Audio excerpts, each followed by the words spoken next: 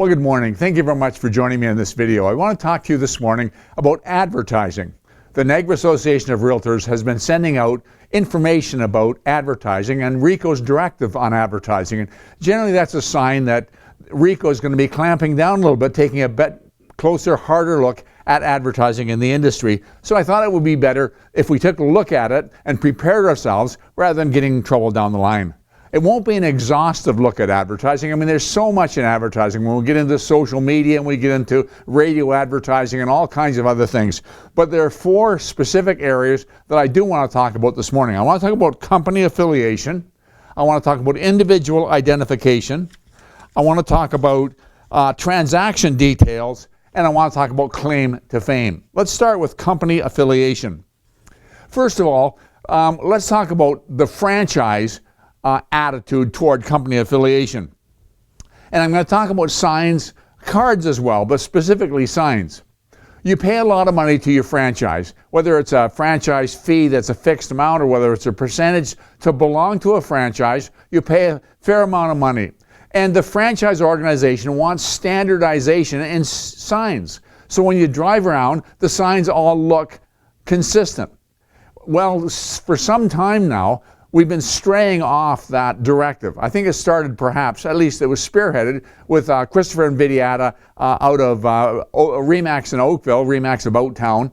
Large team, a high-profile agent, and he wanted to identify himself and brand himself more so than the brand, and so his signs didn't look like RE/MAX signs. And I can point out Coldwell Banker and Century 21 and Royal LePage, and they're all experiencing the same thing, where the individual wants to be identified or stand out from the pack. And I understand this. When I first got into real estate, I worked for an independent that sign was orange and black, and there was a blank on the sign, and you'd get stickers, and you'd paste your sticker with your name on it when you joined the organization, and those stickers came in black, so it was consistent with the sign. Well, I was taking a lot of listings. It was back when it was a buyer's market. It was hard to get buyers. It was easy to get listings. And I didn't have signs to put up. My signs were delayed. So I put up signs all over I took listings all over the place, didn't put any signs up. I had 45 listings signed, and then my stickers came in.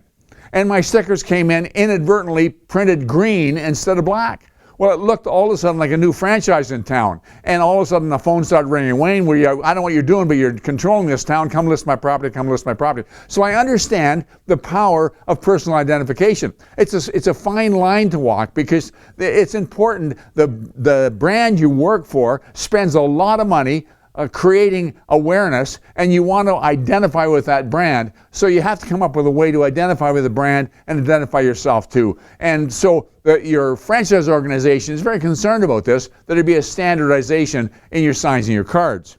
But RICO is concerned from a different aspect. What they want to make sure is that when you are advertising, when there's a sign on a property, it's clear to the general public that you work for somebody and who you work for. Now, it isn't specific in terms of size or whatever. It says every advertising by a broker or a salesperson must clearly and prominently identify the brokerage that employs the broker or salesperson.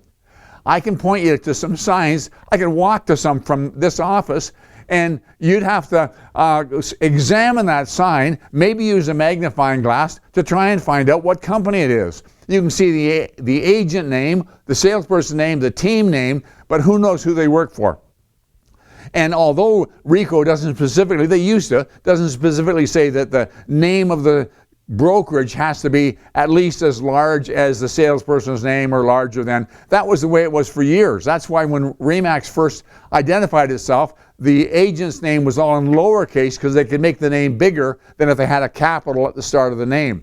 And because they had to keep it lower than or smaller than the size of the brokerage. RICO took a position at one time when you're talking about a sign out in a field that if you're driving by in your car, it may clearly be a RE/MAX sign, but it may not show clearly which brokerage, which company it is. And you have to be able to see that and identify that from the car is what the position that RICO took. So it has to be clear, it has to be prominent. And you need to take a good look at the signage while you're trying to create distinction and individuality. Make sure that it's tied in with the corporation and the company you work for. Then there's individual identification. Well, RICO says, first of all, that it's got to be the same as what they have recorded with RICO. So if your name is William and you want to go by Bill, then you have to notify RICO, get their approval on that, then your sign can say Bill. But in addition to the name on the sign, there's also the designation on the sign under the name. And it's whether you're a salesperson or whether you're a broker or whether you're the broker of record, has to go under your name, has to identify that that is the capacity that you work for the company. And RICO's opened this up. They've given you a number of choices, and you need to take time to go to the RICO site because you're not going to remember them, but I will share them with you. For example, a salesperson can be called a salesperson, can be called a real estate agent. By the way, that's something new. I referenced it a couple of videos ago, and I think that's a move where RICO is going to come in and take a good hard look at dual agency, and they're going to redefine agency as the salesperson, not the corporation. So they're allowing you to be called a real estate agent now, and they never used to. A real estate salesperson, a sales representative, a real estate sales representative, or realtor salesperson. And a realtor, of course, is somebody who belongs to the board, belongs to organized real estate under AREA and CREA. For a broker, it can be broker, it can be broker real estate agent, it can be real estate agent, it can be real estate broker, or realtor broker. And for broker of record, this is interesting, broker of record, real estate broker of record, they also allow real estate agent, broker real estate agent, realtor or realtor broker, even if you are the broker of record. So you don't have to identify yourself as broker of record, you have some other options. The third thing I want to talk about is transaction details. And there's three things you have to look at here. You have to look at parties to the transaction, you have to look at the property itself, and you have to look at the details of the agreement.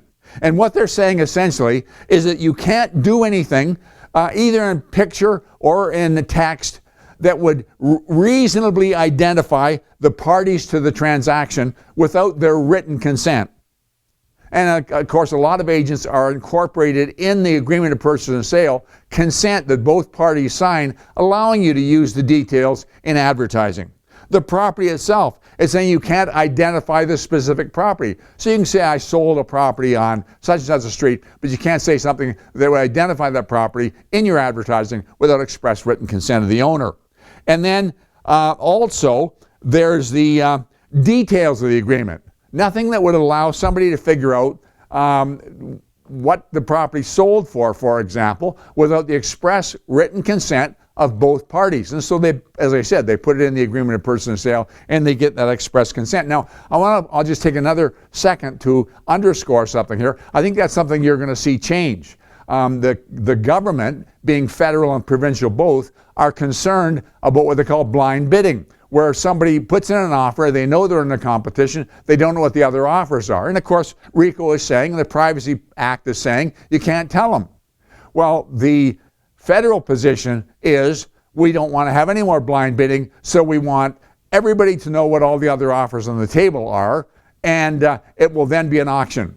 And the provincial government is saying, well, that's fine, but we're not going to make that mandatory. We'll leave it up to the seller. But either way, the position the feds are taking, their position the provincial authorities are taking, is they're going to crack this wide open, that all of a sudden, it's not there yet, but they're rewriting the Real Estate and Business Brokers Act. All of a sudden, you can tell them the details of the agreement of purchase and sale, even before, of the offers coming in on the agreement of purchase and sale, even before the deal struck, and see if somebody wants to one-up it or improve it. The last thing I want to talk about is claim to fame. This is where somebody in their advertisement says, I sell more real estate than anybody else in the universe. Well, that may be the case, but you have to be able to qualify that or prove it. You have to say what your source, what your basis is. In other words, based on MLS transactions within the such and such board for the period of time, the year 2021. You have to be able to identify that. You might want to say, I'm the top selling team. I've seen 2 or 3 advertise at the same time claiming to be the top selling team. Well, they could be if one's based on unit sales, another based on dollar volume, so you have to qualify and say what it is. Well, I'm the top selling team during this period of time in this jurisdiction based on information provided by this board, and it's based on unit sales, or it's based on number of sales, or it's based on total dollar volume.